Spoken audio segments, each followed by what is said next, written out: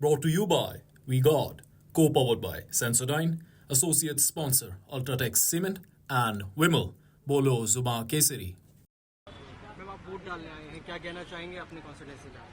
देखिए, मैं अभी अपना वोट डाल के आ रही हूँ और मैं सभी दिल्ली वालों से अपील करना चाहूंगी कि वो भी आएं, अपना वोट डालें, महंगाई के खिलाफ अपना वोट डालें, बेरोजगारी के खिलाफ अपना वोट डालें, तानाशाही के खिलाफ अपना वोट डालें और जिस तरह से एक एक करके देश में विपक्ष के नेताओं को जेल में डाला जा रहा है उसके खिलाफ अपना वोट डालें। कल आपने एलजी पे आरोप लगाया था कि इंडिया गठबंधन के जहां भी कैंडिडेट्स हैं वहां भी जो है वोटिंग के आपने आरोप लगाया।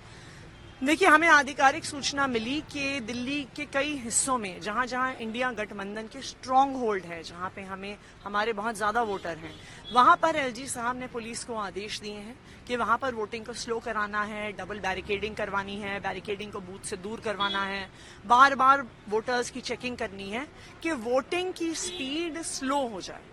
अगर ऐसा है तो ये फ्री एंड फेयर इलेक्शंस के सिद्धांत का उल्लंघन होगा।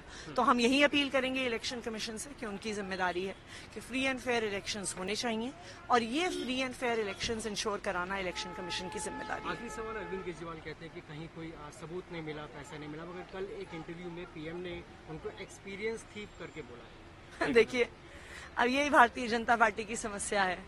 जब वो चुनाव हार रहे होते हैं तो हर प्रकार के सनसनीखेज षड्यंत्र, सनसनीखेज कहानियां लेके आते हैं। आपको याद होगा 2015 में जब चुनाव हार रहे थे तो हवाला एट मिडनाइट करके उन्होंने कोई सनसनी चलाई थी। जब 2022 में पंजाब का चुनाव हार रहे थे तो यही प्रधानमंत्री जी ने कहा था कि अरविंद केजरीवाल खालिस्तान को एक अलग देश बनाना चाहते हैं, उस देश का प्रधानमंत्री बनना चाहते हैं। तो ये सब सनसनीखेज षड्यंत्र इस बात का द्योतक है कि प्रधानमंत्री जी को भी पता है कि भारतीय जनता पार्टी हारने वाली है और इंडिया गठबंधन की सरकार आने वाली है।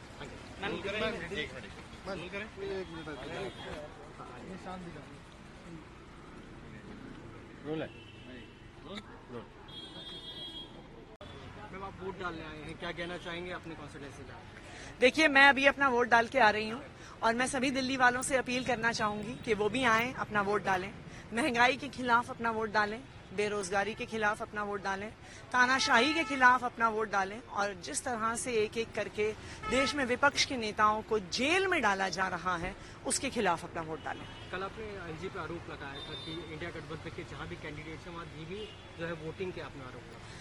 देखिए, हमें आधिकारिक सूचना मिली कि दिल्ली के कई हिस्सों में जहां जहां इंडिया गठबंधन के स्ट्रांग होल्ड है, जहां पे हमारे बहुत ज्यादा वोटर हैं, वहां पर एलजी साहब ने पुलिस को आदेश दिए हैं कि वहां पर वोटिंग को स्लो कराना है, डबल बैरिकेडिंग करवानी है, बैरिकेडिंग को बूथ से दूर करवाना है, बार बार वोटर्स की चेकिंग करनी है कि वोटिंग की स्पीड स्लो हो जाए।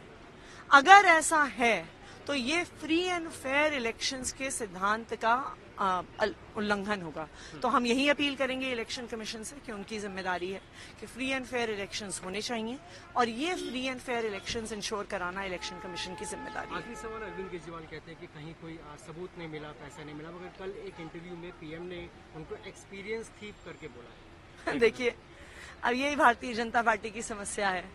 जब वो चुनाव हार रहे होते हैं तो हर प्रकार के सनसनीखेज षड्यंत्र, सनसनीखेज कहानियां लेके आते हैं। आपको याद होगा 2015 में जब चुनाव हार रहे थे तो हवाला एट मिडनाइट करके उन्होंने कोई सनसनी चलाई थी। जब 2022 में पंजाब का चुनाव हार रहे थे तो यही प्रधानमंत्री जी ने कहा था कि अरविंद केजरीवाल खालिस्तान को एक अलग देश बनाना चाहते हैं, उस देश का प्रधानमंत्री बनना चाहते हैं। तो ये सब सनसनीखेज षड्यंत्र इस बात का द्योतक है कि प्रधानमंत्री जी को भी पता है कि भारतीय जनता पार्टी हारने वाली है और इंडिया गठबंधन की सरकार आने वाली है।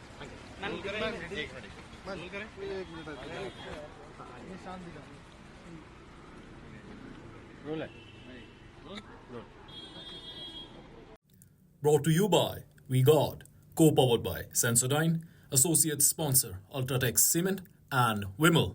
बोलो जुबां केसरी।